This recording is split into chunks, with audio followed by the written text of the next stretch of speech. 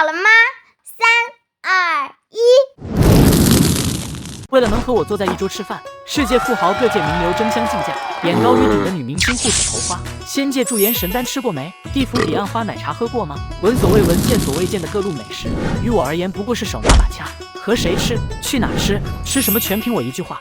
地府判官堂，陆明呆呆地站着，判官威严地坐在堂上。陆明，你阳寿未尽却死于意外，你可以用你积攒的所有功德换1个愿望。我想再回去看一眼。这给你1刻钟，时间一到立刻回来投胎。一睁眼，陆明已经站在曾经的饭馆里，看着被拆下来折成2半的招牌，陆明摸着脖子上的玉佩，泪流满面。爷爷，咱家的饭馆倒闭了，我也要走了，对不起，我辜负了你的期望。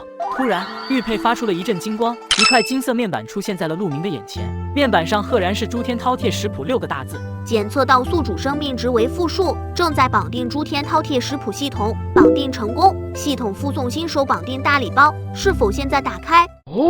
系统爸爸来了，当然打开。顶，恭喜宿主得到第1份诸天饕餮食谱地府老油条，菜品自动纳入宿主饭店菜单，每售出1份并获得5星好评，将奖励宿主1颗寿元丹。寿元丹是不是可以延寿？不等多想，伴随着一阵金光闪烁，菜单墙上赫然出现了一个菜品地府老油条，1份售价100万。我去，这系统疯了！1根油条售价100万，傻子才会买吧？没办法，完成任务要紧。陆明打开电脑，在饿疯了平台上传地府老油条菜单。没过10分钟，陆续有人上门了。其中一个小哥脖子上挂着摄像头，正在直播。直播间的小伙伴们，我现在已经站在售卖地府老油条的店里了。想看100万的油条长什么样的，请刷666。啥油条卖100万啊？金子做的吗？你这标价是不是标错了？是日元吧？不是日元，就是100万人民币。666主播，买1根让我们看看100万1根的油条长啥样。想钱想疯了吧？你这油条带个地府的名就能随便乱要价了？那我还说我是苏东坡呢，微我50买东坡肉吃。陆明一脸淡定站在收银台前，指了指墙上的菜单。我这油条可是地府油锅地狱出品的，吃了油条，欺负过你的恶人就会遭报应，你们不要有的是人要。太扯了，吃个油条就能让坏人遭报应，还油锅地狱出品，那炸过人的锅还能炸油条啊？这时门外走进来一男一女，直奔收银台。吃了这个油条，真的能让坏人遭报应吗？我爸辛苦一辈子打拼的公司，被朋友背刺夺走了，他受不了打击跳了楼。我妈疯了，可是坏人活得好好的，真的太可怜了，店主丧良心啊，什么钱都挣。这么多人看着呢，我如果虚假宣传，你们随时可以过来把我的店砸了。不用说了，我相信你，这是我们最后的希望了。接到新订单，油锅地狱正快马加鞭备餐中，请宿主带领食客乘坐电梯下油锅地狱用餐。走吧，出发。等会，我们现在要去哪？下18层地狱吃大餐。哈哈，这店主挺有意思的。主播，我们给你刷大宝剑，你带我们一起去看看。有啥好去的？还下地狱吃大餐，故弄玄虚。主播是不是害怕不敢去？真怂。这有啥好怕的？明显是个骗子店主，用噱头哗众取宠罢了。感谢老铁刷的火箭。好，为了正义，我就亲自跟去拆穿这个骗子店主。陆明领着男女青年和探店博主一起进了电梯，男女青年紧张地攥紧了手，探店博主则是举着手机左看看右看看。电梯门缓缓关闭，电梯已启动，目的地油锅地狱。哟，还配得有语音播报。我承认这店主是个敬业的骗子。是不是骗子？到了就知道了，小心可别下腿软了。电梯外5色流光划过，身体能感觉到正在飞速下降。一面墙上挂着个广告屏，正在播放着广告。地府美食你找我，带你吃的都忘我。我是牛头，我是马面，我为地府代言。地府也这么卷，牛头马面都出来带货了。牛头马面不是白叫的，他们才是真正的牛马。话音刚落，电梯外光线慢慢变暗，咣当一下停了下来。目的地已到达，请各位食客保护好自己的心肝脾肺肾，切勿被游魂野鬼挖走分食。陆明领着一行人走出了电梯，眼前的景象让人大吃一惊。灰蒙蒙的天，平静无波的黑镜湖，冰冷的风吹过。探店博主搓了搓胳膊，这咋看都不像是阳间啊！我去，这么恐怖的压迫感，不会真是地狱吧？这阴森的感觉，我不会真死了吧？我去，这布景也太真实了，瞧把博主给吓的，都当真了。我是好莱坞资深特效置景师，我很负责任地告诉各位，现代置景技术做不到如此真实，也就是说，这可能真的是地府。你就扯淡吧，这要真是地府，我直播倒立飞翔。就在这时，电梯们忽然关上，食客们赶紧去按电梯，发现怎么按都没反应，纷纷吓坏了。电梯坏了吗？怎么按都没反应了？完了，玩大发了，回不去了。顶提示：已到达地府黄泉第9层油锅地狱，为保障宿主安全通行，现特发金色阎王令1枚，请宿主带食客们前往目的地。一枚金色令牌出现在了陆明手中，这令牌一看就非凡物。陆明眼看食客们逐渐慌乱的神情，慢悠悠一句话给足了安全感：既来之则安之，吃完自然就可以回去了。放心，有本良心店主在，任何牛鬼蛇神都休想碰我食客分毫。我去，店主戏真多，但说这话的时候还挺帅的。来来来，大家众筹给主播投胎的机会，我出一个火箭，节奏刷起来，大家跟着我走，别掉队。大哥，你看那是啥？妈呀，快看，这不是传说中的夜叉鬼吗？我的天，这什么服化道，这么逼真的吗？我是好莱坞顶级服化道团队成员，目前全球服化道水平还达不到这样，所以这个可能是真的夜叉鬼。只见远处走来了一对鬼族，手里拿着铁叉，为首的夜叉鬼红发獠牙，手里的镇妖铃随着走动发出叮铃叮铃的声音，听得人心直发颤。尔等何人，胆敢擅闯阴司地府？小的们，给我拿下！良心店主陆明带领食客直达油锅地狱，只为品尝一口地府老油条。正当食客还没从突然下地狱的震惊中缓过神来，又遇一对鬼族拦路。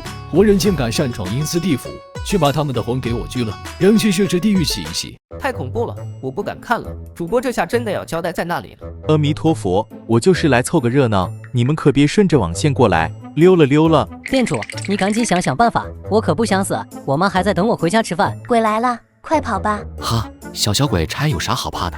我看看谁敢拘我们的魂。陆明举起手里的阎王令，待看清令牌是什么，一众冲过来的鬼族吓得铁叉一扔，直接跪在了地上，瑟瑟发抖。店主手里拿的是什么？金灿灿的，看起来好厉害。居然是阎王令，我们家世代看香，这玩意儿普通人绝对伪造不出来。我去，这店主不会是真的吧？什么阎王令？要我说这演技还是有点浮夸，下次找我演，只要一和剧组盒饭，绝对演出层次感。你们在搞什么？一群废物，还得我亲自来？你说亲自来什么？我小的是说亲自来给爷您磕响头。我的天，竟然是阎王令，这得是阎王爷的贵客才能持有的令牌啊！还要吃我们吗？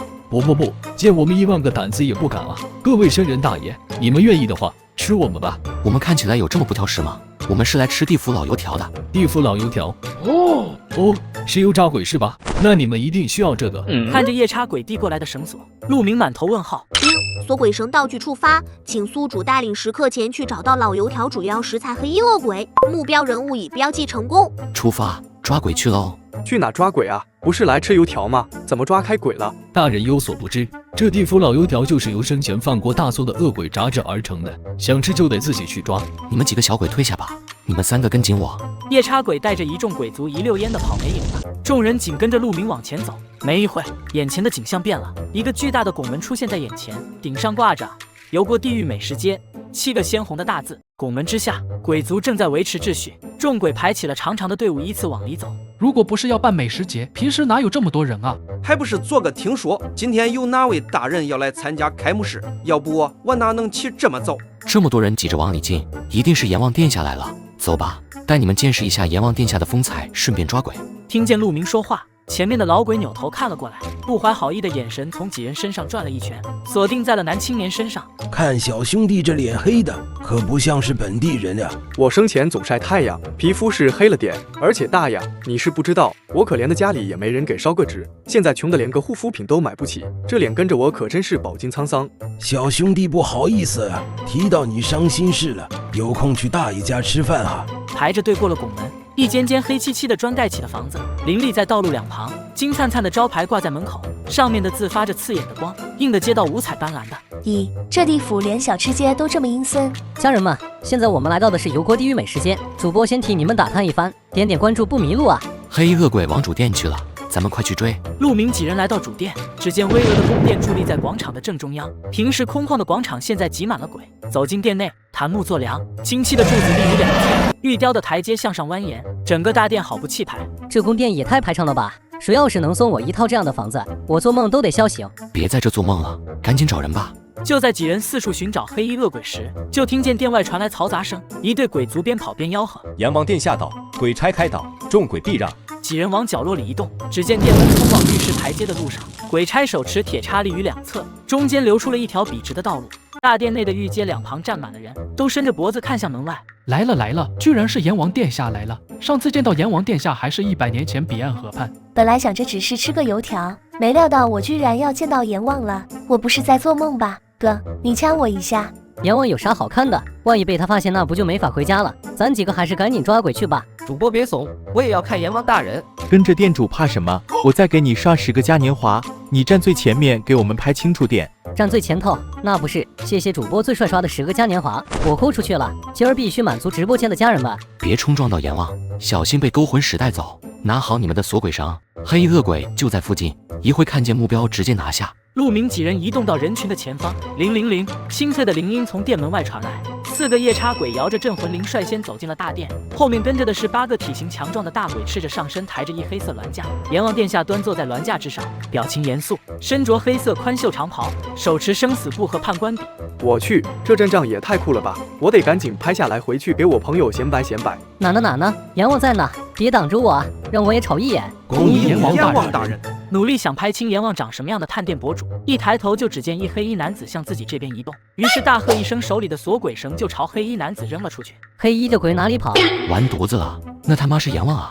大哥，4人周围的鬼纷纷往后退了2步，一队鬼卒迅速跑了过来，把4人团团围住，现场安静的掉根针都能听见。我是不是闯祸了？我对不起你们，要不你们走吧，不要管我了。一股冷风吹过，黑白无常出现在4人面前。吃了雄心豹子胆了，敢在这里闹事！来人啊，把他们抓去下油锅，做成油炸鬼。领命的鬼卒把陆明几人五花大绑，带到了一个巨大的油锅前，一个个下地狱的恶鬼被丢入油锅，发出一声声凄厉的惨叫，吓得陆明身后的食客们魂不附体。被你害惨了，让你抓鬼，你抓阎王，这下油炸鬼没吃成，反倒咱们自己要成油炸鬼了。直播间的老铁们，这下真的要直播油炸我自己了，能不能飞机火箭走一波，就当为我送行了。宿主检测到你们有危险，系统保护装置已开启，限时10分钟。先不要慌，见机行事。就这样，陆明等人被推进油锅。然而令人惊奇的是，陆明和这些食客却都毫发无损，一点被油炸的感觉都没有，反而还很舒服。呼，这不比洗澡蒸桑拿舒服？这是怎么回事？正当鬼族诧异之时，黑白无常也赶了过来。此油锅可炸万物，你们区区几个生人，竟然没伤到你们分毫。你们到底是什么来头？几位鬼差大人，实不相瞒，我们只是来地府吃美食的，你们抓错人了。抓错人？放屁！活人擅闯阴司，也该治罪。来人，将他们拖出来，送去18层地狱走一遭，我就不信治不了你们。黑无常一声令下，鬼族把几人从油锅里捞了出来，就要押送走。陆明甩开鬼族的桎梏，反手掏出一枚金灿灿的令牌，令牌之上闪烁阎王令3个大字。众鬼差看到后，全都纷纷跪倒在地。阎王令，你一个活人怎么会有这个？哎呦！有阎王令的绝对来历不凡，你注意言辞。小的方才有眼不识泰山，敢问阁下是何来历？鬼差大人，我们就是单纯来吃油条的食客啊。您脖子上挂着的是什么？大人，这是摄像头，专门用来直播的。我们来到地府的所见所闻，直播间的小伙伴都能看到。现在跟直播间打个招呼吧。哦，活人食客有阎王令，还开着直播来吃，难道是阎王大人专门请来为我们地府增加人气口碑的？几千年来，生人提到地府就退避三舍，平时也没啥人供奉我们的香火，咱地府马上就从这揭不开锅，这法子好啊！这谁写的剧本？也太扯了吧！不过这个黑无常倒是比刚才那几个群演演技好一点，还有 NPC 互动，挺贴心哈。Hello， 帅哥，能看到我们说话吗？我是有名的出马仙，我的仙家警告我不能对大人无礼，所以这真的是黑白无常大人。真的颠覆我的认知了，一直以为地府都是牛鬼蛇神，结果生活井然有序，竟然还有美食节活动。我会给你们烧香的，等我下去的时候，地府建的一定比现在更好。我们还是蛮友善的，只要大家多多行善积德，地府欢迎每一位生魂前来安家。这时，一个鬼族用锁鬼绳绑着一只恶鬼扔到了黑白无常面前。只见恶鬼身着粗布黑衣，大人，此鬼生前作恶太多，该遭天谴。判官派拘魂师前去阳间，把他拘了回来。今天本该下油锅，不知为何逃窜了出去，现已抓捕归案，请大人处置。啊，原来是你，王老五，就是你个畜生害死我爸的，真是天道好轮回啊！鬼差大人，我们一开始要抓的恶鬼就是他，我朋友眼神不好，没看清，才误把阎王当恶鬼了。目标恶鬼已找到，支线任务已完成，现发放4张道具兑换票，可随时在系统内兑换心仪道具。陆明看着眼前黑衣恶鬼，心里一喜，但面上表情不改。他偷偷拉住男女青年，示意稍安勿躁。此恶鬼本就该下油锅，请几位贵客前去包间稍事休息，油炸鬼会在您包间内的小厨房有专属厨师为您精心烹饪。小白，生人通常诡计多端，阎王令万一是偷的呢？忽悠一般的小鬼可以，想忽悠我俩可是不行。咱们还是先禀明阎王殿下再做打算吧。我又不傻，先把他们引去包间关起来。陆明四人被送进一间豪华包间，包间门关上后，黑无常示意鬼族锁好包间门，看好他们，我俩先去回禀阎王殿下。在此期间，没我的口令，谁都不许把他们放走。是大人。包间内，陆明几人坐在椅子上，不多会。房间角落里的厨房门旁的出餐口推出了一盘炸得金黄酥脆的油条，男青年迫不及待端了过来，拿起了半根油条塞进嘴里，嚼了2下愣住了，缓过神来示意女孩赶紧尝尝。女青年见状，拿起另外半根送进嘴里，突然泪流满面。哥哥，这个味道是爸爸。男青年身子一顿，猛地推开小厨房的门，只见爸爸笑盈盈地站在里面。爸爸，真的是你？傻孩子，爸爸炸的还是那个味吧？万万没想到，他们的爸爸死后，竟然成了这地府中的大厨，而且负责烹饪他们要吃的油炸鬼。今天这一切就好像上天安排一样。女孩猛地扑进了爸爸的怀里，老头抱着女孩走了出来。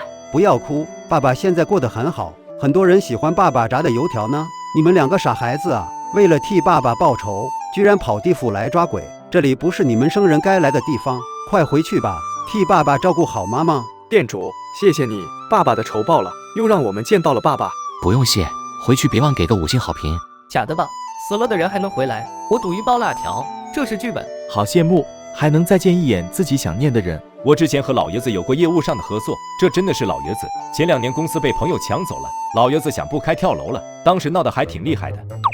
这门咋被锁死了？咋的？吃个油条还不让走了？看样子黑白无常并没有完全相信我们的话。地府的人心眼子可真多。店主，返程的电梯什么时候开启啊？我们怎么走啊？呼叫系统，我们要怎么回去？电梯将在20分钟后开启，开启时间3分钟，如未在规定时间返回，则视为任务失败，宿主将魂飞魄散，永世不得超生，食客也将直接送往孟婆处投胎。穿墙符已发放，请宿主带领食客立刻赶往电梯处返程。陆明看看四周密不透风的黑漆漆的墙和紧紧关闭的大门。系统，我要兑换穿墙符。穿墙符已发放，请查收。拿好穿墙符，我们现在必须赶紧赶去电梯那里，否则错过电梯将直接送去孟婆那里投胎。妈呀，我可不想死。我们还有多长时间？电梯20分钟后开启，开启时间3分钟。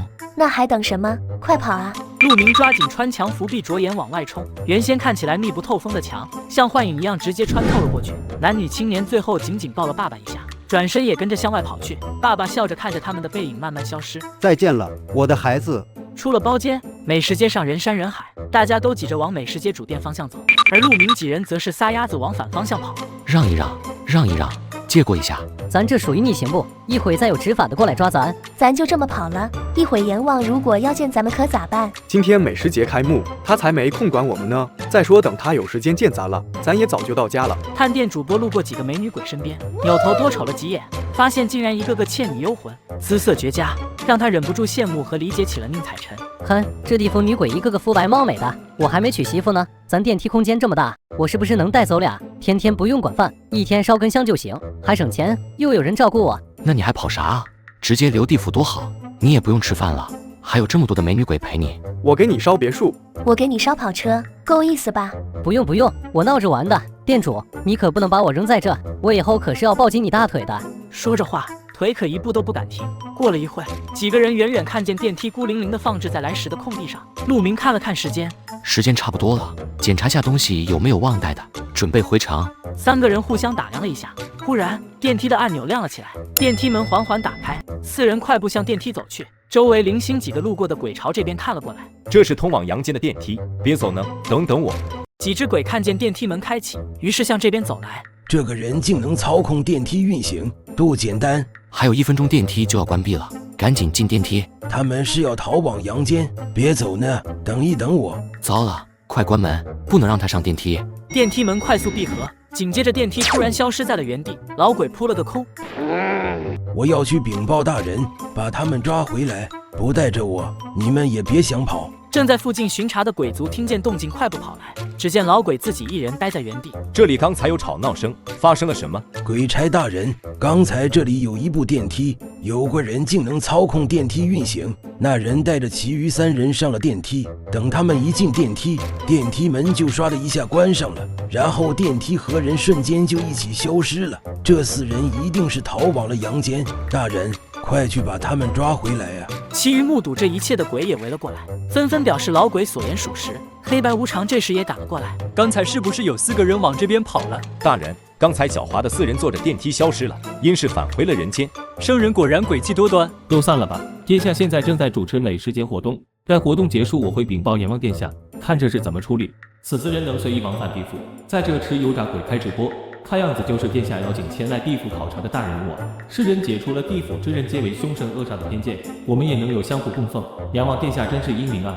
黑白无常转身并肩往美食街主店走去，身后跟着一队鬼族。飞哥，上次地狱选广告代言人，咱俩一票之差输给了牛头马面，这一次咱俩也算是先听到了先。阳间可是咱俩的主场，千万不能再让那俩家伙压咱俩一头了。这4人身份暂时还不明了，不过这个开展阳间正面宣传倒真是个好事，一会见到殿下可以商议一番。黑白无常走进大殿，阎王坐于高台之上，一只手搭在扶手上，另一只手判官笔转得飞起，牛头马面分立2侧。黑无常，白无常，行色匆匆，所为何事？殿下，刚才抓捕的4人是前来地府吃油炸鬼的，只是他们的那鬼也是身穿黑衣，所以没看清错，把您的目标抓捕了。几个生人擅闯地府，还知道油炸鬼？阎王殿下的黑衣，那是普通的黑衣吗？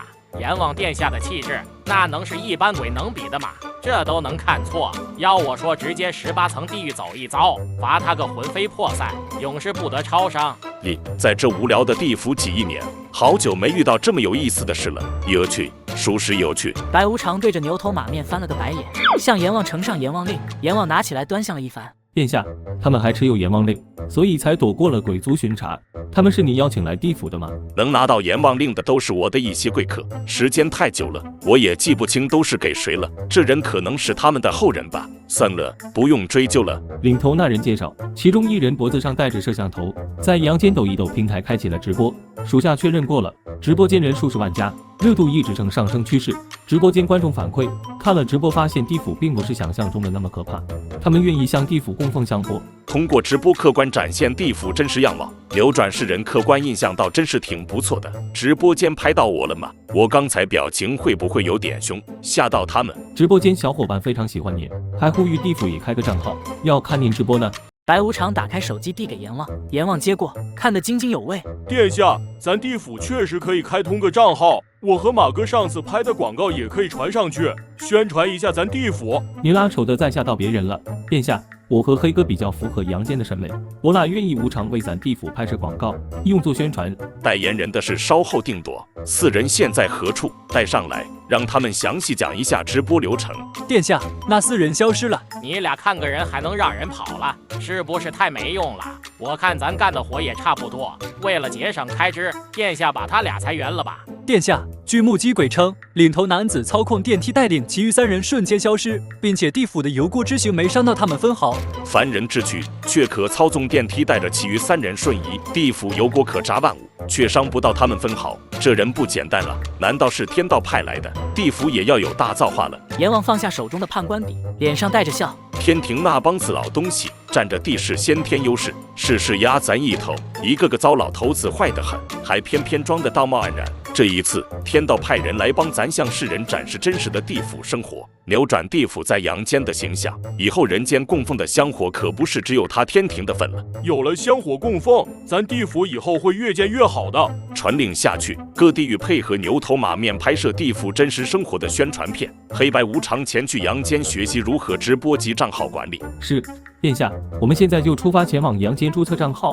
殿下英明啊，我等定当竭尽所能完成任务。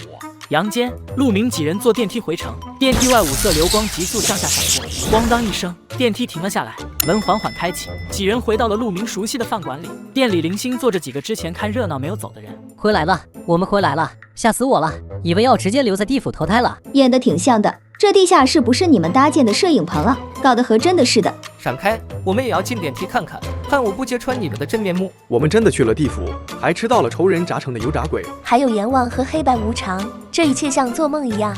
之前留下来看热闹的人还没走，见陆明几人走出电梯围了上来。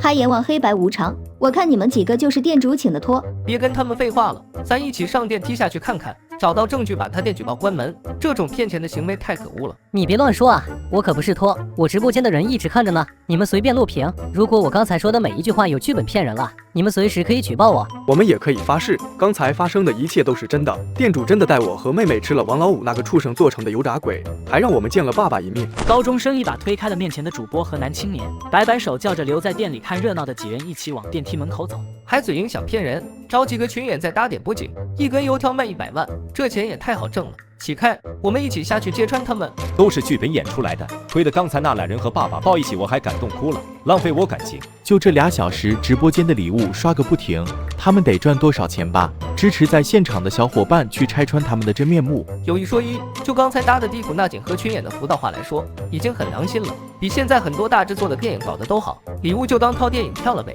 可是那宫殿顶上的榫卯技术，只有鲁班在世才能做出来吧？我觉得店主没骗人。陆明耸耸肩，把路让了出来，对着他们比了个请的姿势。不相信你们可以自己下去看看，有没有群演和布景。几人走进了电梯，探店主播也跟着走了进去。高中生按下了电梯上的按钮，电梯启动，慢慢下降，很快就下到了负1层。电梯门缓缓打开，只见电梯外黑漆漆的。小太妹打开了手机的手电筒，这和直播里看见的不一样啊，这就是普普通通的地下室啊。怎么会这样？明明刚才他们去的地方不是这样的，难道这一切是真的？看看，没骗你们吧？谢谢啊，阴司地府送的10个嘉年华等等，是地府的官方号，批下是无常大人吗？真的是脸，我得进去看了。第一个视频和刚才电梯里播的一模一样，又发布新视频了，居然是阎王的自拍，哈哈哈哈！这特效显得阎王一点都不恐怖，猫猫头好可爱。阎王殿下，我以后是你的颜粉。我是白无常，以后账号由我和黑无常管理。大家对地府有什么意见或建议，请后台私信我哟。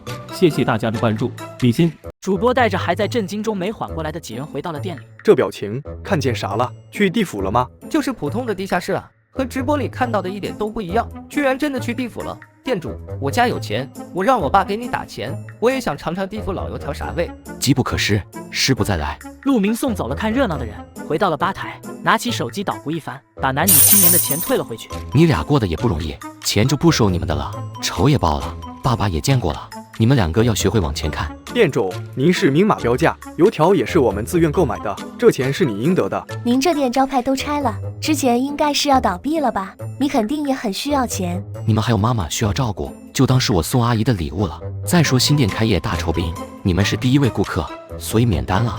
快回家吧，不要让妈妈担心。真不知道要怎么谢谢你才好了。别忘了回去给我个5星好评。男女青年连连点头，转身回了家。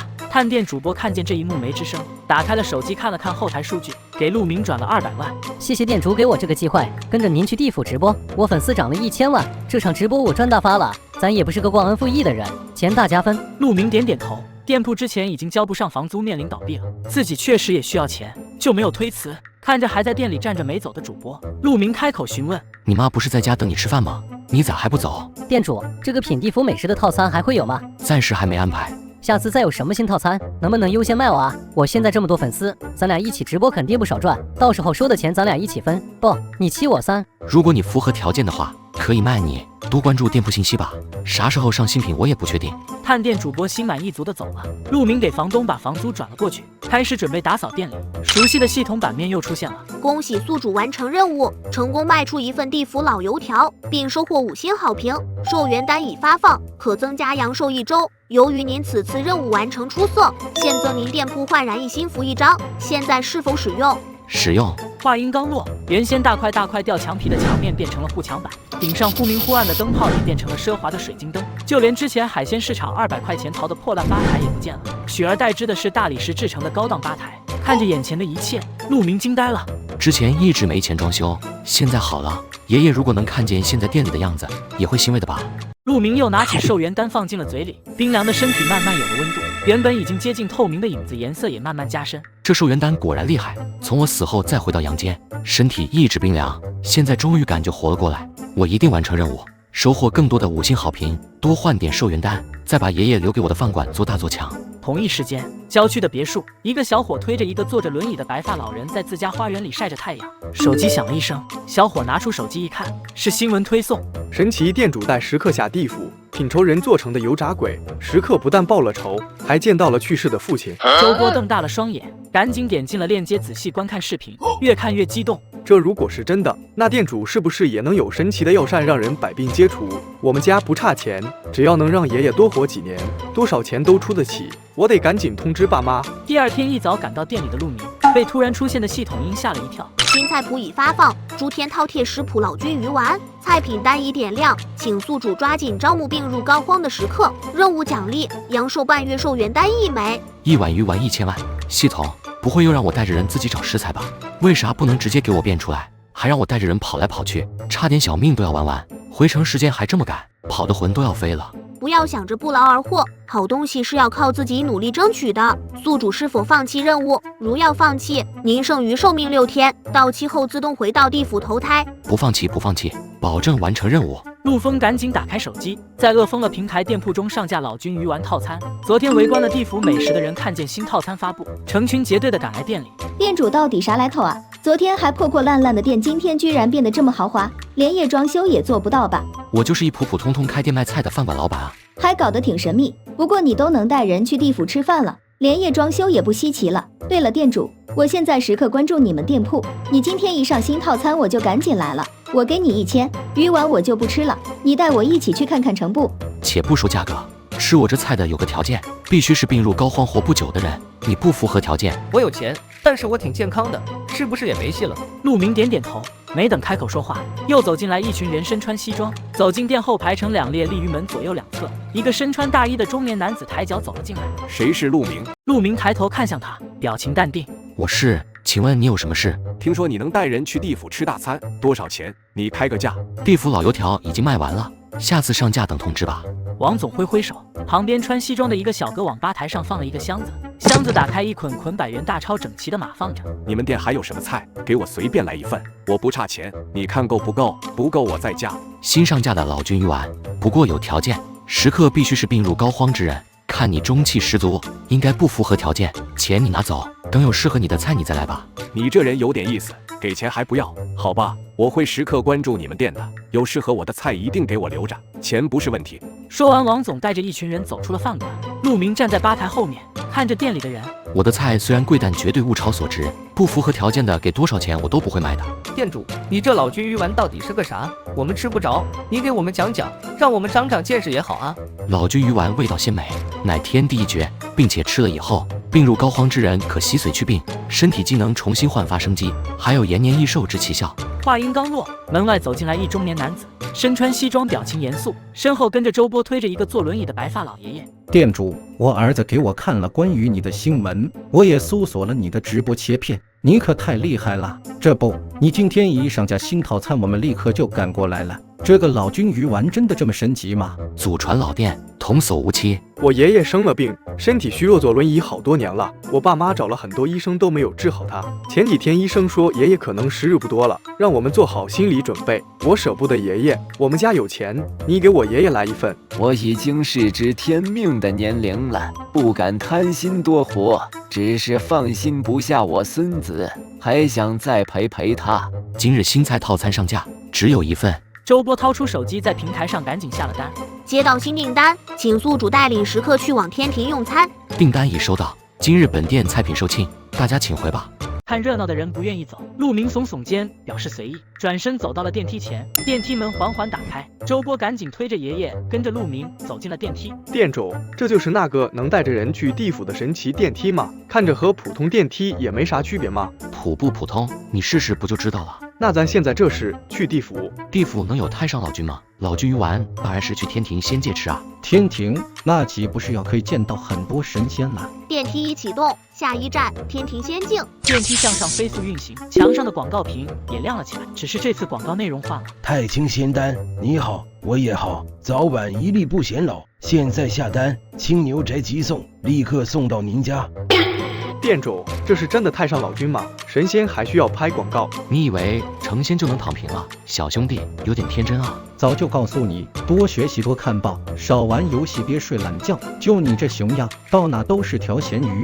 电梯速度慢慢降了下来，哐当一声，电梯到站了。电梯已到站，请时刻小心谨慎，以免冲撞神明。电梯门缓慢打开，只见电梯外云雾缭绕，奇花异草遍地，远处灵鸟仙禽翱翔于天地间，灵泉潺潺流淌，一座座巍峨宫殿伫立仙台之上，若隐若现。各位走吧。仙境，我从没见过如此美妙的仙境。对，你掐我一下，我不是在做梦吧？瞅你那点出息，赶紧推着爷爷跟上。周波爸爸跟着陆明走出了电梯，周波赶紧推着爷爷追上两人的步伐。几人刚一站定，就见不远处一头青色的牛盯着这边，眼里露出警惕，转身往宫殿跑去。电梯门也在这时缓缓关上，陷入了沉静。周波听到动静，回头一看，电梯咋不亮了？不会是故障吧？天庭有能修电梯的吗？电梯没有故障，而是特定时间才会运行。放心吧，吃完饭电梯会启动，送我们回去的。这也太牛了吧！你不就和拥有任意门的哆啦 A 梦一样吗？店主，我们现在去哪吃鱼丸啊？天庭仙境已抵达，现发布支线任务，请宿主带领食客寻找老君鱼丸主要食材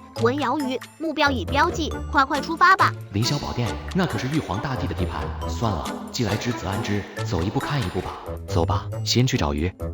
找什么鱼？文瑶鱼，赶紧走吧。青牛刚才应该是回去报信了，一会该带人来抓咱了。陆明几人前脚刚走，后脚青牛领着2个小仙君就到了此地。青牛周身仙雾缭绕，待雾散去后变成了一个童子模样。青牛童子，你刚才说的闯入仙境的4个凡人在哪？我们怎么没看见？刚才他们就是从这个铁盒子里走出来的，其中一个白发老人似是行动不便，他坐在一个长得奇怪的法器上，那法器有4个轮子，2个大2个小。什么铁盒子？这是凡人的一种法器，叫电梯，可以一次带着很多人升空下降。不过我见过的都是在一个通道里运行，就这么一个孤零零的箱子，倒真是第一次见。这年头出现什么法器都不奇怪。南极仙翁前几天看了人间的那个电影，不是还做出了一个扫帚样式的法器，骑着到处飞吗？3人又围着电梯转了2圈，东瞅瞅西看看，就这玩意看起来也没什么特别之处，怎么可能带着凡人随意出入仙境？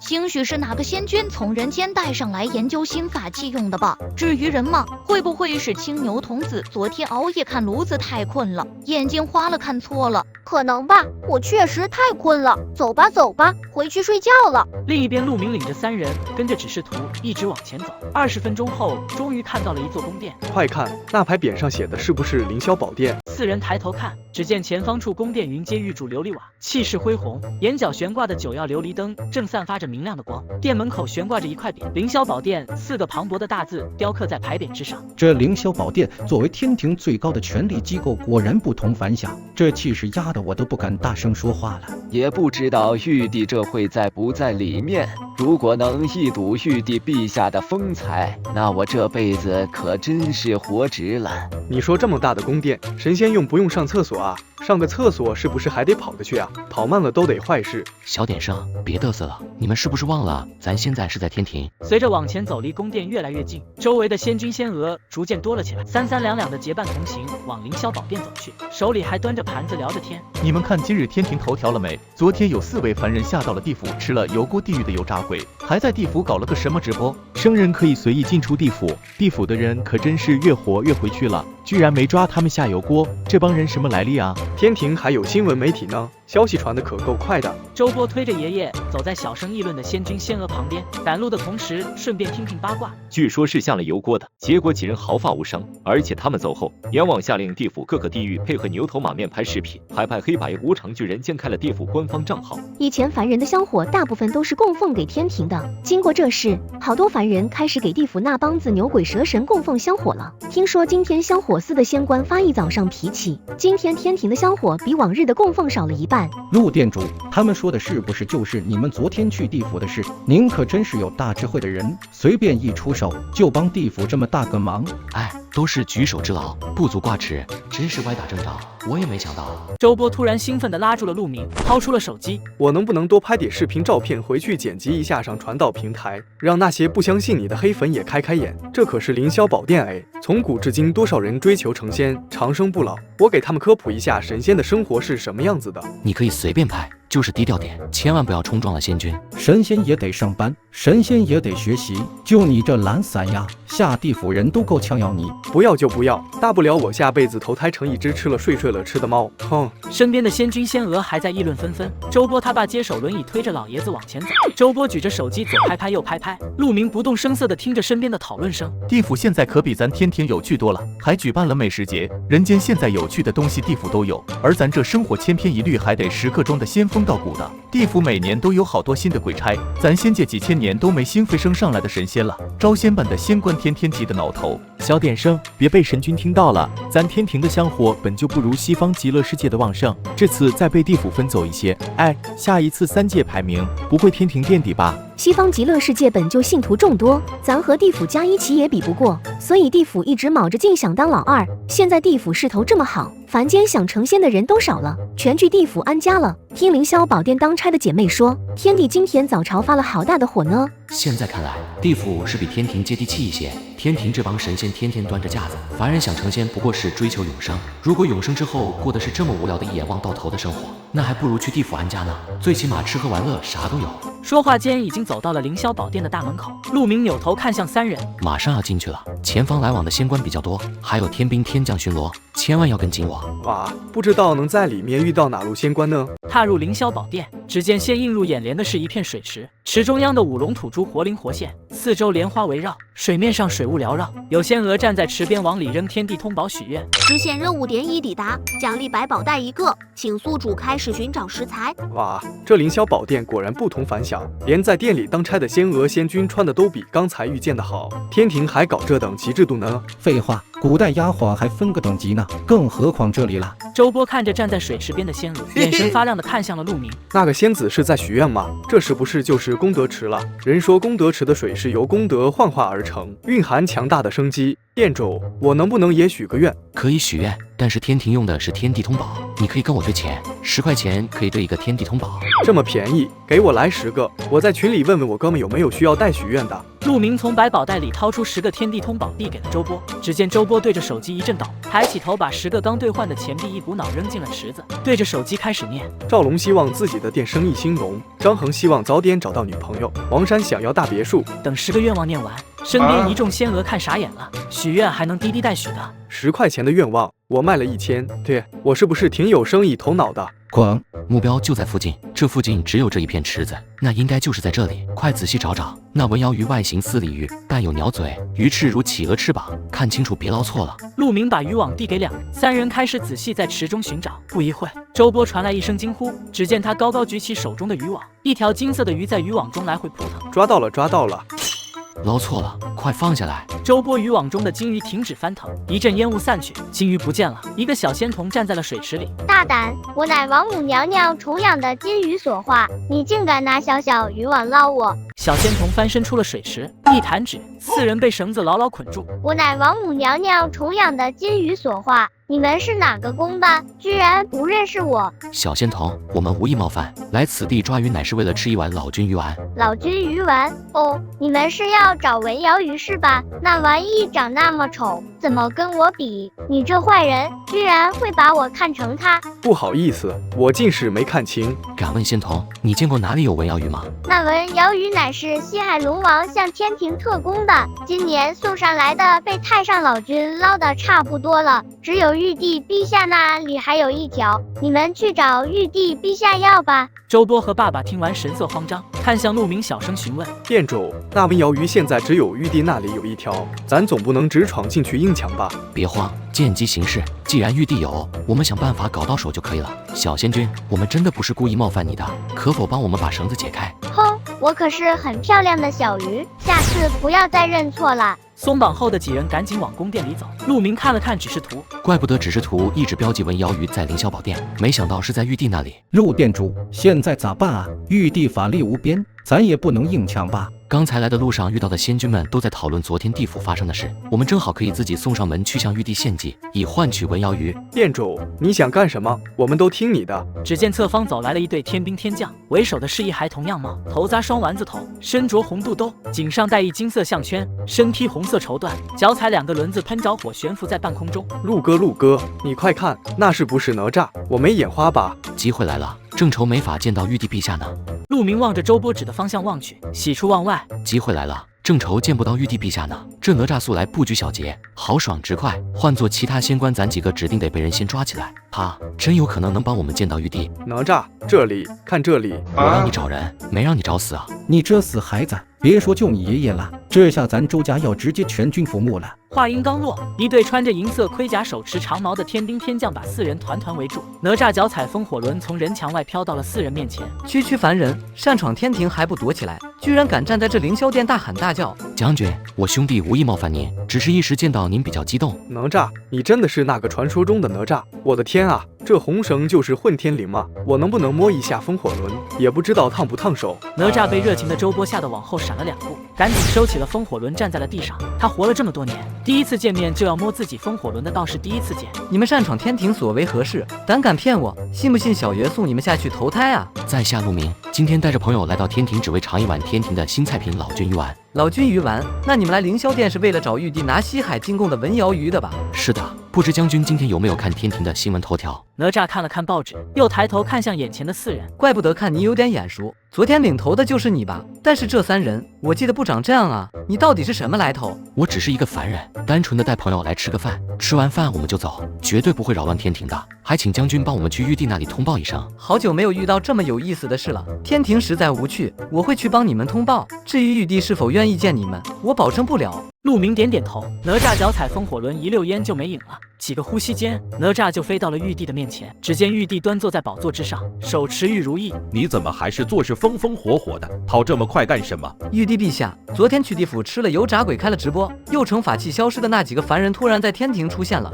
你确定就是那4个人吗？领头的男子确定是昨天那位，他自称陆明，可是跟着他来的3人和昨天直播里的不一样了。据陆明交代，他们是来吃老君鱼丸的，而老君鱼丸的主材文瑶鱼只有您这有，您是否愿意召见？还不快去把人给我请上来，好生款待。此人去了一趟地府，就能帮地府扭转被咱踩着的局势。那今天来天庭，我们也得抓住机会稳定住3界的地位。先是在殿中央摆好了3套桌椅，桌子上的杯中倒入了琼浆玉液。不多会，哪吒也带着4人来到了玉帝的面前。陆明几人恭敬地对着玉帝行了礼，玉帝开心地看着几人。在下陆明，见过玉帝陛下。免礼免礼，快请坐。昨日带人去地府吃油炸鬼的是你吧？你一个凡人，听说地府的油锅都奈何不了你分毫，你究竟是何人？难道真的是天道派来整治3界的？听见此话，陆明额头冒出了一滴冷汗，内心恐慌，但面上仍旧一片镇定。我哪敢整治3界啊？随便一个大佬都能让我灰飞烟灭。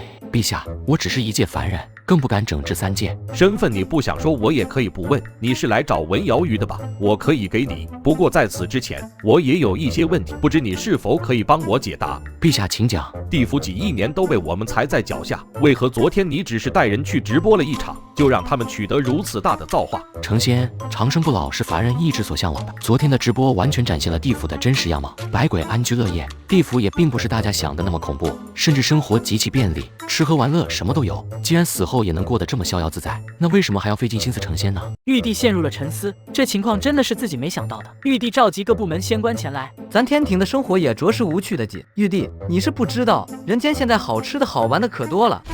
你们慢慢开会吧，我先去巡查到处转转了。将军且慢，趁其余仙官还没来，不知您可否答应我一个请求？你先说给小爷我听听。你能不能跟我一起合个影？我老多朋友喜欢你了，今年我们那还有个以你为原型拍的电影呢。有那么多人喜欢我吗？怪不得最近感觉周身有一些信仰之力。来吧，你拍吧。待照片拍完，一众仙官也从门外走了进来。哪吒踩上风火轮，赶紧溜了。这位有些眼熟，是不是昨天带人去地府的那人？正是在下，今日来到天庭，多有打扰，还望海涵。年纪轻轻却有如此大造化，不得了啊！初次见面也没准备什么礼物，听闻凡人追求青春永驻，此乃我新炼制的神丹，1粒可保10年外表不会衰老，现赠于你。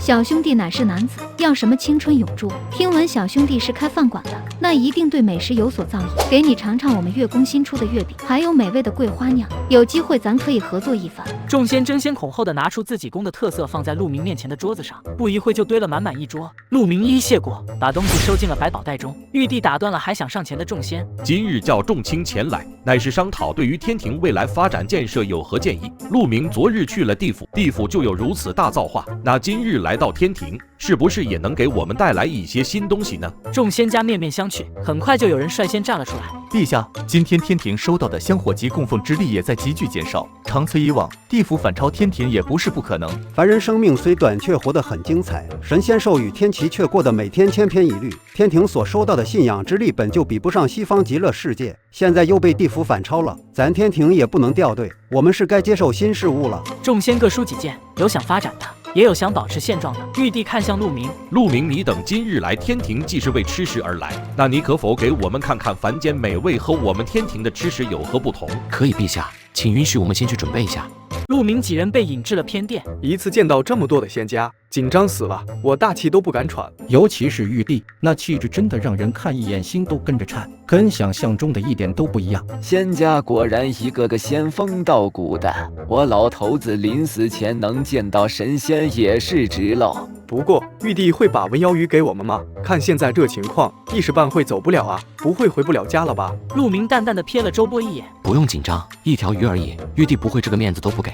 稍安勿躁，吃完鱼丸，我自会带你们安全回家。陆哥，我有一事真的很好奇，你到底是从哪整来的这么多神奇的东西的？有能任意穿梭的电梯，还有随时能拿出你想要东西的百宝袋。上次你带博主他们3个下了油锅，还能毫发无伤，我看着都吓一身汗。这都是秘密，你只管跟着我吃到你们想要的菜就可以了，其他的不要问这么多，小心被别人听到。出门在外要小心行事，太嘚瑟小心我也救不了你。偏殿门外，一个孤零零的耳朵贴在墙上一动一动，见屋内几人不说话了，就嗖的一下飞走了。功德池旁，哪吒蹲在池子边上，旁边的顺风耳一只耳朵嗖的飞了回来，长回了原先的位置。领头那人还是没说自己是什么来头，剩余3人似乎就是普通的凡人，他们好像真的是来吃鱼丸的。知道了，你先回去吧。哪吒转身踩着风火轮冲向了玉帝的主殿，只见玉帝还是原来的姿势，一动没动，在宝座上坐着。众仙分成2排，立于大殿两侧。陛下，刚才我让顺风耳贴在偏殿偷听了，他们好像真的就是来吃鱼丸的。哪吒又一次风风火火地冲进主殿，停在了玉帝的面前。陛下，刚才我让顺风耳贴在偏殿偷听了，他们好像真的就是来吃鱼丸的。无论他们的目的是什么，能帮助天庭改善现状，稳住地位就行了。天庭需要新的血液来发展，一味的闭关自是清高，只会走向衰败。陛下英明，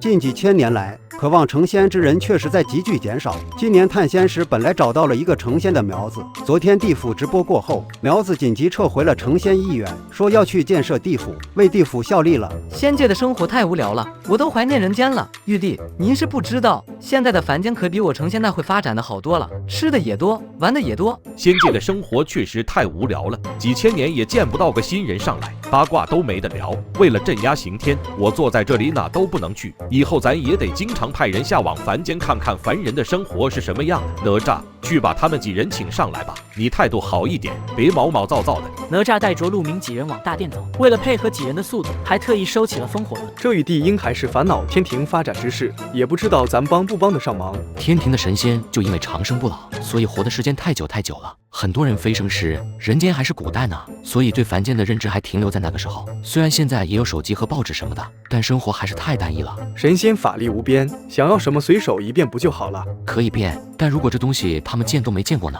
走进了主殿，陆明几人对着玉帝及众仙拱手行了礼。神仙可以辟谷，吸收日月之精华，口腹之欲向来不重，所以吃食一向味道寡淡。现在请你向我们展示一下人间美味，可否？陆明几人对着玉帝行了礼，众仙家也都走进了大殿。神仙可以辟谷，吸收日月之精华，口腹之欲向来不重，吃食也大多味道寡淡。天庭也确实好多年没有新飞升上来的神仙了，且平时对凡间并未过多关注。现在请你向我们展示一下人间美味，可否？也让我们尝尝新鲜玩意。众仙请看，这是凡间近年来流行的一种食物。这是什么？看起来花里胡哨的。我知神仙大多数都辟谷，一是因为你们已经成仙了，身体不需要从食物获取营养了；二是天庭食物味道大多寡淡，可你们既已是不坏之身，也没有身材困扰，何不多尝试一些有趣的食物呢？哪吒拿起包装袋左看右看，没研究出来的所以然，又把东西递给了周围人传阅。闻所未闻，见所未见，这是直接吞掉吗？撕开袋子煮一下就可以。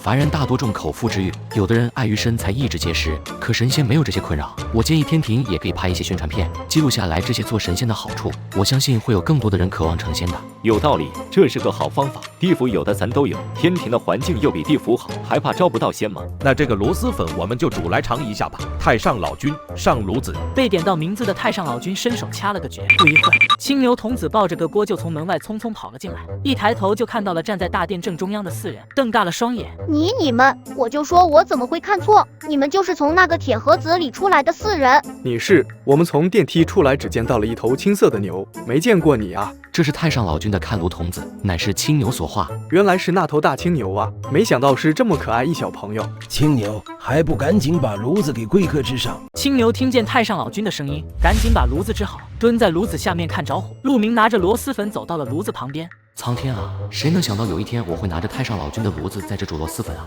万一回去味道洗不掉，以后太上老君的所有仙丹岂不都会是螺蛳粉味了？陆明内心哀嚎，手上的动作却未曾停下。他又从百宝袋里拿出了4个鸡蛋，往炉子里倒了点油，把鸡蛋在碗里打散，待油热了以后，把鸡蛋倒了进去。这是啥啊？煎蛋吗？炸蛋，一会煮在螺蛳粉里，吸满汤汁，老好吃了。行啊，陆哥，我以为你只是开店，没想到你真的会做饭啊！我们家是祖传的饭馆，我当然会做饭了。从锅里捞出炸蛋，陆明示意哪吒把油盛出来，哪吒点点头，一个弹指，炉子就干净了。陆明在炉子里倒上了水，又拿出3包螺蛳粉，水一开，螺蛳粉下了锅，众仙都围了过来。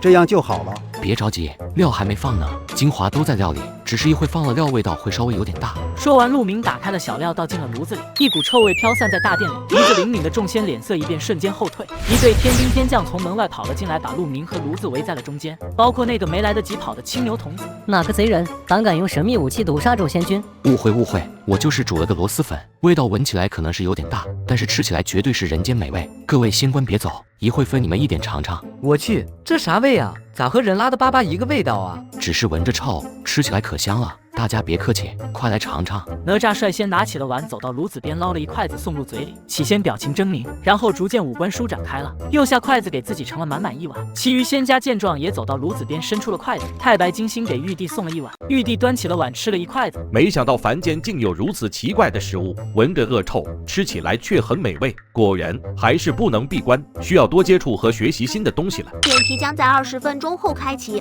请宿主抓紧时间完成任务，否则将任务失败。系统，你又开始催我了，饭还没吃呢。可以打包带走吃，请宿主自己规划好时间。还能打包？你思想也是够先进的。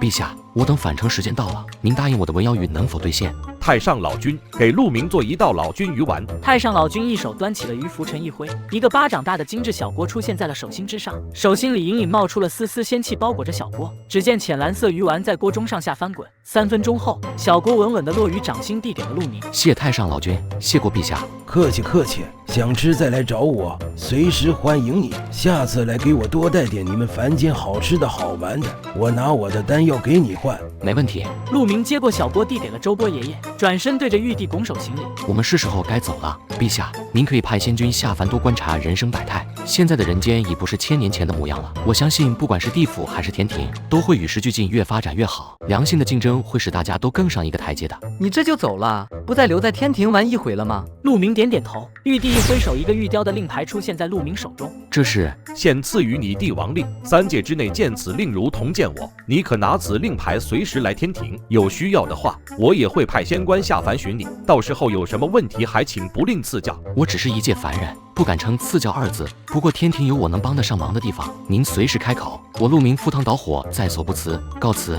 陆明转身领着周波3人走出宫殿。周波推着爷爷，爸爸端起鱼丸喂着爷爷，一口一口，鱼丸见了底。老爷子面色逐渐红润了起来，白色的头发也慢慢变黑。一行人走到了电梯不远处，爷爷示意周波停下轮椅，自己则是扶着轮椅慢慢站了起来。爷爷，你能站起来了。一行人走到了电梯不远处，爷爷示意周波停下轮椅，自己则是扶着轮椅慢慢站了起来。爷爷，你能站起来了。我说了，老君鱼丸可以洗髓祛病，延年益寿。回家带老爷子去检查一下身体吧，会有惊喜等着你们。现在快走吧，电梯马上就要开启返程了。周波和爸爸赶紧扶着老爷子，跟着陆明往电梯内赶。走到电梯门前，电梯刚好开始启动，几人赶紧上了电梯。电梯一启动，下一站人间。随着电梯门关闭，电梯瞬间消失。路过的仙君看着眼前的一幕，惊呆了。电梯内，周波兴奋地回忆着刚才的一幕幕。我的妈啊！没想到我真的去天庭了。这是我回家能跟我的那帮子兄弟吹一辈子，不敢想他们得多羡慕我啊！回家给你妈看看照片和视频，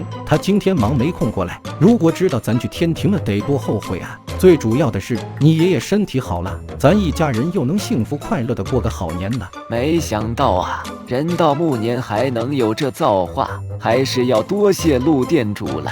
客气了，你们下单，我完成订单本就是我应该做的。周波兴奋地翻着手机里的照片和视频，看来看去，这仙境比我去的任何一个地方的景都要美，只是生活确实无趣。如果他们真的愿意发展进步，多引进新的东西的话，那我也努力，看能不能修个仙。我看你修个仙人掌行，少做梦，多干实事。周波跟着爸爸和爷爷回到了家，正巧好哥们张恒打来了视频电话，周波接了起来。你刚才不是说去天庭了吗？还要了我1000，说要帮我许愿，这么快就回来了？梦里去的？你这个人，说了你怎么不信呢？我真的去天庭了，我还见了玉帝、哪吒，还有好多的神仙，我还和哪吒合影了呢。周波和张恒打着视频电话，我看你是睡觉没睡醒，许个愿还收1000块钱，你还我？我凭本事赚的钱，凭啥还你？而且那是一般的许愿吗？那是功德池，知道什么是功德池吗你？忽悠，你接着忽悠。周波爸爸听到动静转头看了过来，不信你问我爸，我爸和我爷爷一起去了。你咋骗人还拉着爷爷呢？爷爷身体本来就不好，你真不孝顺。张恒啊，我是叔叔，周波说的是真的，我们真的去天庭了。周波还拍照片了呢，一会让他发给你看看，那景老美了。叔叔，你咋也跟着周波胡闹？你咋说啥都不信呢？你不是前2天还来看过爷爷吗？让你看看爷爷现在啥样。周波把手机屏幕转过来面对爷爷，爷爷对着张恒打了个招呼。爷爷头发一染黑是显得年轻点哈。行了，不跟你贫嘴了，我要去打游戏了。挂了视频电话，周波爸爸带着爷爷出门检查身体去了。周波坐在沙发上，把今天拍的视频和照片编辑了一下，发到了自己的兄弟群里。群里静悄悄的，周波不死心，把视频又上传到了网站平台上面。不一会，消息显示99加。我去，我是不是也要火了？评论多的回不过来了。与此同时，正在直播的探店主播看见弹幕留言，赶紧点开了周波的视频，一看，立刻下播给陆明打去了电话。陆哥，陆店长，有新菜品你居然不叫我，还是不是好朋友了？亏我还时刻关注你的平台动态，你居然有新套餐不通知我？因为你不符合套餐要求啊，病入膏肓的人才能吃。下次吧，有适合你的套餐，我一定叫你。探店博主给陆明打着电话，在那头哀嚎。而且你们这次居然去了天庭，我现在粉丝1个亿了，下次再有活动你一定要叫我。我也想看哪吒，我也想见玉帝，我也想尝尝太上老君的鱼丸什么味道的。上次地府你不是去了吗？而且这次主要带的还有一个生病的老人，人太多行动不方便。我有钱，下次只要能带我出钱。而且上次不是说好了，直播收益咱俩3-7分，我说到做到。等下次有机会，只要符合条件，我第一个通知你。挂掉电话，熟悉的系统版面出现了。恭喜宿主成功带领食客吃到老君鱼丸，寿元丹已发放，第2张焕然一新符已发放，能帮助您装修门头。新任务已开启，带领8名食客品尝新菜观音佛跳墙，菜品单已点亮。食客条件：近期撞邪之人。任务奖励：寿元丹1枚，心愿兑换符1张。陆明向墙上看去，只见菜品墙上空白处，观音佛跳墙5个大字突然出现，售价500万每晚。吃饭的人多，同时撞邪的8个人去哪找？只能让身边的人多打听了。先把门头重新装修一下。陆明先把焕然一新符使用了，原先破旧的大门变成了崭新明亮的玻璃门，原先被拆掉的招牌换成了精细的牌匾，陆家食府4个大字印于牌匾之上，落款玉皇大帝。陆明满意的笑了，又掏出手机给之前一起跟着去地府和天庭的几个人都发去了信息。第3道菜的食客必须是撞邪的人，帮我留意一下。陆明发完信息就回家补觉去了。3天后，陆明正在饭馆里的躺椅上躺着刷手机时，电话响了。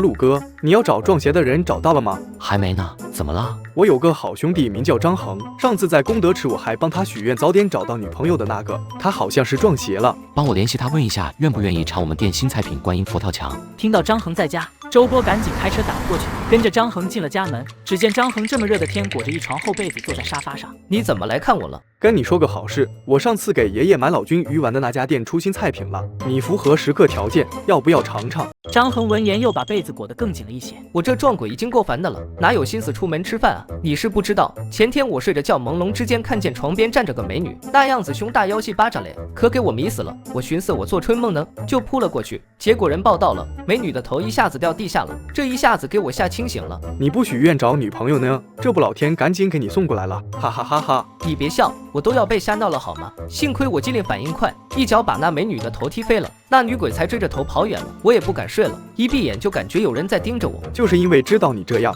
我才过来和你说的。爷爷上次吃了老君鱼丸回来检查身体，之前已经接近衰竭的器官全部恢复正常状态了。今天一大早就出门遛狗去了，这是爷爷的检查报告，你看看。张恒接过周波递过来的报告一看，顿时睁大了双眼。两人是发小，所以周老爷子身体怎么样，张恒心里也是清楚的。现在看见报告，不得不信，抬头抓住周波的手。你说的那家店在哪？这个观音佛跳墙到底是什么东西？我跟你说不清楚，给陆哥打个电话问一问不就清楚了。周波打通了陆明的视频电话。陆哥，这就是我跟你说的那个朋友，他有关于新菜品的问题想问你。陆店长，这个观音佛跳墙到底是个什么菜啊？观音佛跳墙是用12种珍贵的菌菇加上观音菩萨玉净瓶里的水炖煮而成，味道不但鲜嫩可口，还有驱邪避难之功效。这个菜只适用于撞邪之人，500万一碗。我要1碗。前2天和几个朋友一起去玩《倩女幽魂》主题的密室逃脱，没想到艳遇没有，倒是见鬼了。你可得救救我！你等一下，和我一起去的4个人现在情况和我一样，都见鬼了。我把他们也叫上。另一边，去过地府的男青年也走进了老板的办公室。老板，上次带我去地府吃油炸鬼的那个店主出新菜单了，是什么观音佛跳墙，不过要求是撞邪的人才能吃，售价500万一碗。500万能去地府看一看的话，也不是不可以。撞邪的话，我装一装不就行了？赶紧联系他下一份订单。你现在带我过去。男青年赶紧带着老板去往陆明的饭馆。可是老板刚从椅子上站起来，椅子没下，往外走，腿碰在了桌子上，疼的老板直接要往地上蹲。蹲下去的同时，头又碰在了桌角上，顿时眼冒金星。老板，你没事吧？我的天，今天怎么这么倒霉？那个菜说是只能撞邪的人吃，是不是？看来这个撞邪不能装了，神明在警告我了，不去了，不去了，小命要紧。中午的时候，探店主播给陆明也打了个电话。陆哥，昨天我的榜一大哥私信我，前天他和媳妇带着孩子回老家给长辈烧纸，回来后晚上孩子总是一抽一抽的哭，睡不安稳。我已经联系他给我发地址了，要不咱俩一起去一趟？地址发我，我现在就过去。陆明顺着地址赶到的时候，探店主播已经在大门外站着了。只见开着门的院子里，一个穿着道袍的男人手里拿着剑，嘴里念念有词，围着一个10岁左右的小男孩转来转去，地上撒的都是符纸。2个人正要往院子里走，一个穿着围裙的女人伸手把人拦住了。你们是干啥的？咋还自己往里进呢？我们是钱总的朋友，过来找他有点事。自称钱总朋友的人多了，你们没看见家里正忙着呢吗？走走走，赶紧走，别在这碍事。是钱总叫我们过来的，你问都不问就赶我们走？看你们这穿着，也不像是啥有钱人。这年头跑来攀关系打秋风的人我见得多了，别自讨没趣。女人说完就走回了院子里，把门关上。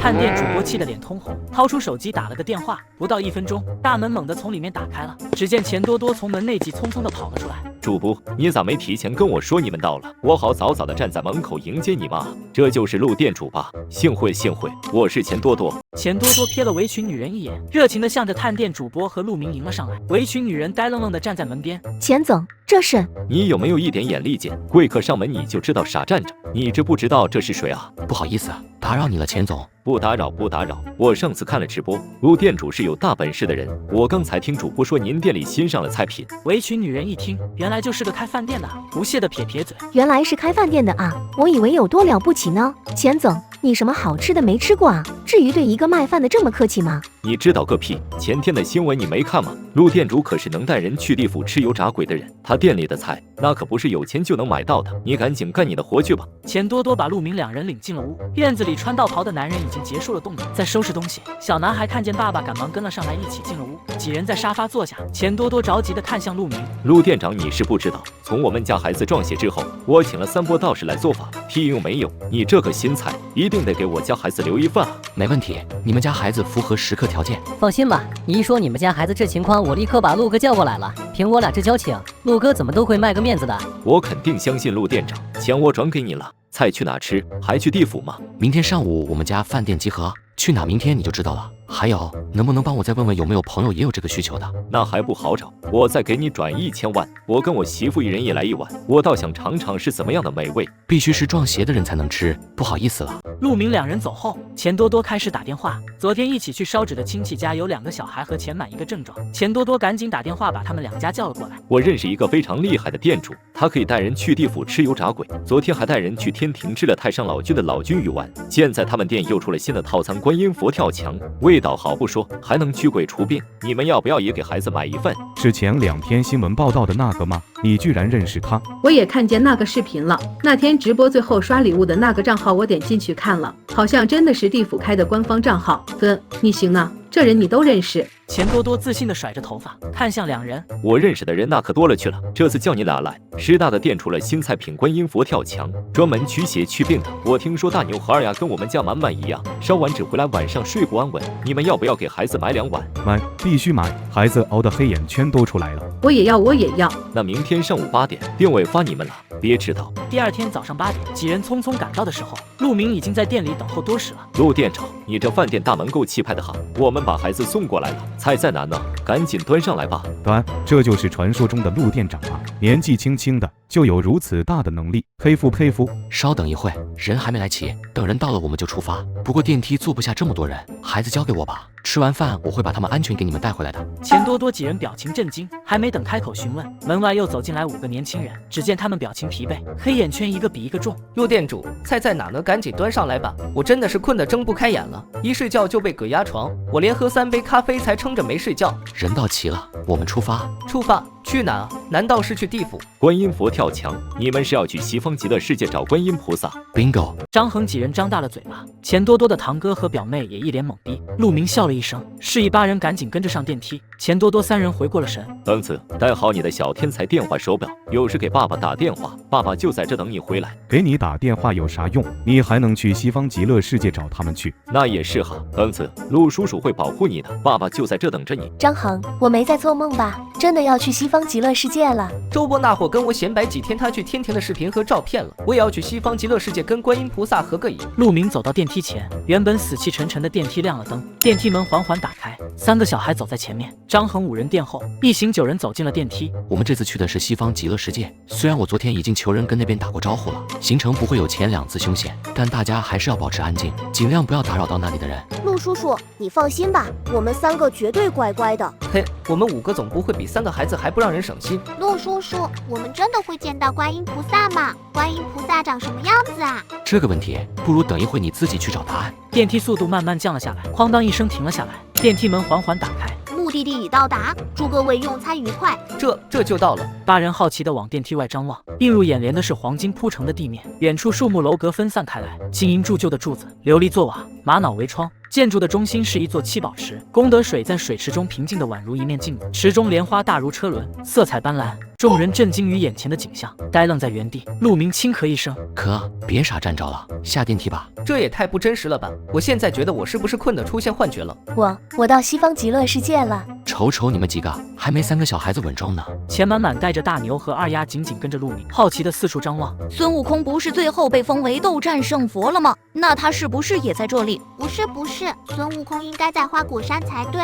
检测到宿主已到达西方极乐世界，请宿主带领10克品观音佛跳墙之美味，目标已标记。走吧，别忘了我们来这的目的，一定要跟紧我，不要乱跑。人说西方极乐世界是一个没有痛苦只有快乐的净土，咱几个在这应该不会遇到什么危险吧？净土也有巡逻的好吗？虽然佛教普度众生，大多随和，但也尽量小心行事，以免节外生枝。出发，去吃好吃的去喽！陆明看着只试图带领几人向标记点出发，路上遇到的小仙童会偷偷打量几人，但和地府与天庭相比，这里的环境还是友善很多。8名食客逐渐放松，眼睛四处打量。张恒掏出手机，咔咔一顿狂拍。地府虽然便捷，但是长期不见天日；天庭虽亮堂，但是天天开会，生活极其无趣。还是这好了，环境又好，人又和善。在佛光的普照下，我撞邪之后身上的阴冷感都消散很多。正当他感叹之时，镜头里出现了一个黑影，速度极快，向几人冲来。乐哥，快看呐，那是啥？我没眼花吧？好像是个鸟人。鸟人？天庭有个雷震子，我知道。这西方极乐世界咋也有个鸟人？瞎说啥呢？